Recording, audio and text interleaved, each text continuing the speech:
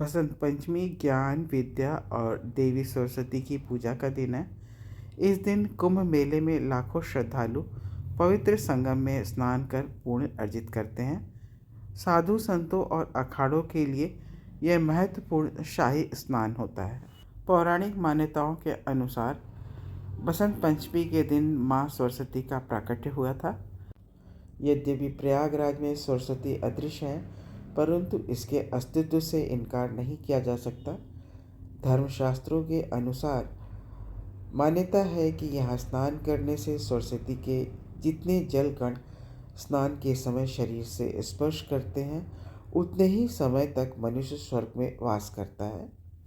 अतएव बसंत पंचमी के दिन संगम में स्नान करने से पापों का क्षय होता है, दान पुण्य करने से अविद्या का नाश होता है, बुद्धि बल का विकास होता है। शाही स्नान पर 3 डुबकी लगाने से पूर्ण कुंभ का पुण्य प्राप्त होता है। कुंभ में देह, मन, आत्मा की शुद्धि के पंच स्नान का महान विज्ञान क्या है, आइए इसको थोड़ा सा समझने की कोशिश करते हैं। पौराणिक कथा के अनुसार जब देवताओं और असुरों ने वासुकी की सहायता से समुद्र मंथन किया था, तब भगवान धन्वंतरी अमृत कुंभ या अमृत कलश लेकर प्रकट हुए। इस कलश के लिए देवता और असुरों में संग्राम शुरू हो गया। इस दौरान जिन स्थानों पर कलश से अमृत की बूंदें गिरी, वहाँ कुंभ मेला लगता है, जैसे प्रयागराज, हरिद्वार, उज्जैन और नासिक में।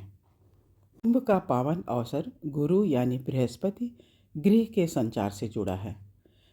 गुरु गृह सूर्य का चक्कर 12 साल में काटता है। इस दौरान राशि चक्र में एक साल एक राशि से दूसरी राशि में प्रवेश करता है। ऐसे प्रवेश या संक्रांति के दौरान निर्देशित नदियों में कुंभ मेला लगता है।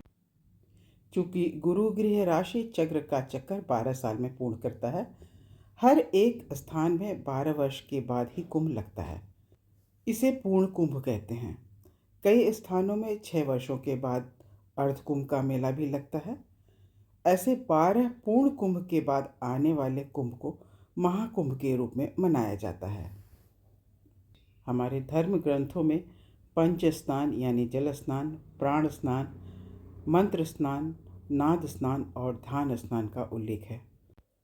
उपनिषद के अनुसार मनुष्य केवल स्थूल शरीर ही नहीं है, बल्कि अन्न, प्राण, मन, बुद्धि और अहंकार जैसे 5 कोशों का एक संग्रह है। स्थूल शरीर के साथ एक पंचकोश का पोषण भी आवश्यक है।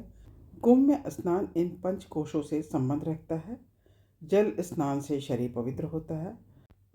प्राण स्नान प्राण ऊर्जा से संचालित होता है। श्वासों से इस परत को पोषण मिलता है। मंत्र स्नान में मंत्रों के जाप से मन एकाग्र होता है। नाद स्नान यानी ओम उच्चारण पुरातन ध्वनि है जो ब्रह्मांड विस्फोट या बिग बैंग के समय निकली थी और आज तक उसकी तरंगे ब्रह्मांड में उपस्थित हैं। यह विज्ञान में कोश से संबंधित है। बुद्धि, विवेक और ज्ञान सभी इसी कोश से जुड़े हुए हैं। ध्यान स्नान आत्मा को आनंदित करता है। यह शरीर की शुद्धतम अवस्था है। यह मानव और प्रकृति के बीच पवित्र सामंजस्य का वह उत्सव है जहाँ हर स्नान आत्मा को शुद्ध करता है और जीवन को नए अर्थ प्रदान करता है।